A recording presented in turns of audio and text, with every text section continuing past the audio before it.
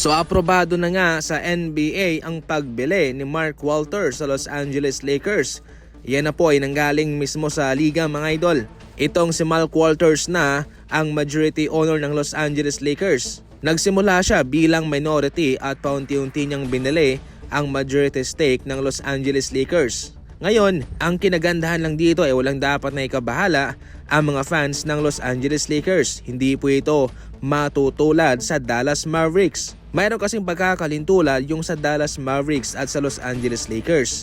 Kasi pinangakuan din noon si Mark Cuban na siya pa rin ang mamamahala bilang general manager sa team na yon. Pero siya'y trinidor at wala ng kontrol kalaunan sa Dallas. Pero ngayon si Jeanie Buss pa rin po ng Los Angeles Lakers ang magsisilbing governor sa team. Ibig sabihin nun ay magpapatuloy pa rin po itong management ng Jeanie Buss sa Los Angeles Lakers. Pero syempre meron ng basbas galing kay Mark Walter. Ang kinagandahan lang dito mga idol kay Mark Walter ay win mindset ang taong ito. Kaya sa ngayon ay marami na ang excited sapagkat pwedeng madagdagan pa si Luka Doncic.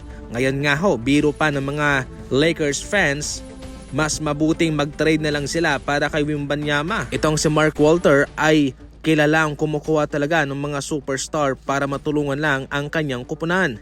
Kaya kahit na itong si Wembanyama ay parang untouchable to sa Spurs, definitely wala pa tayong alam. Baka ito'y kanyang o-offeran ng magandang asset na hindi naman matatanggihan ng Spurs. Sa ibang balita naman, nagulat ang mga announcer sa labang ito nang nag-check-in itong si Orlando Robinson para sa Orlando Magic.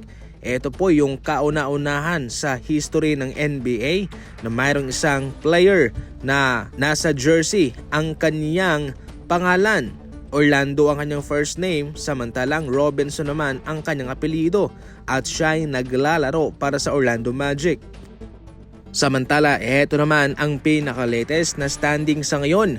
Pinangungunahan ng Thunder at Spurs ang Western Conference na mayroong record na 6-0 at 5-0 naman sa Spurs. Samantalang sa kabila, Bulls 4-0, 76ers 4-0 at Milwaukee Bucks 4-1. Yan po sa ngayon ang talaan ng kanilang panalo at talo sa labang ito. Masyadong maaga pa mga idol para husgahan natin ang mga kupunang ito. Pwede pang magbago ang mga standing na yan sa kalagitnaan mismo ng NBA season.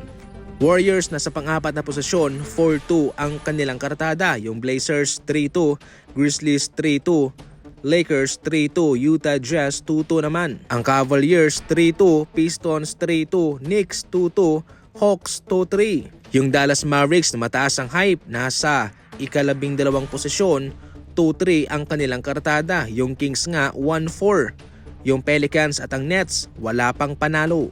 Yan ang muna sa ngayon ng ating mga balitang basketball. Maraming salamat po sa panonood.